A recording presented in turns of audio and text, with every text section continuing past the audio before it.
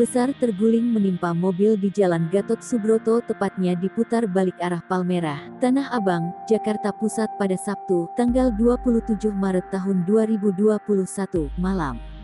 Terlihat truk itu menimpa mobil dinas TNI. Kecelakaan itu viral di media sosial dan diunggah akun Instagram @jkatinfo Sabtu malam.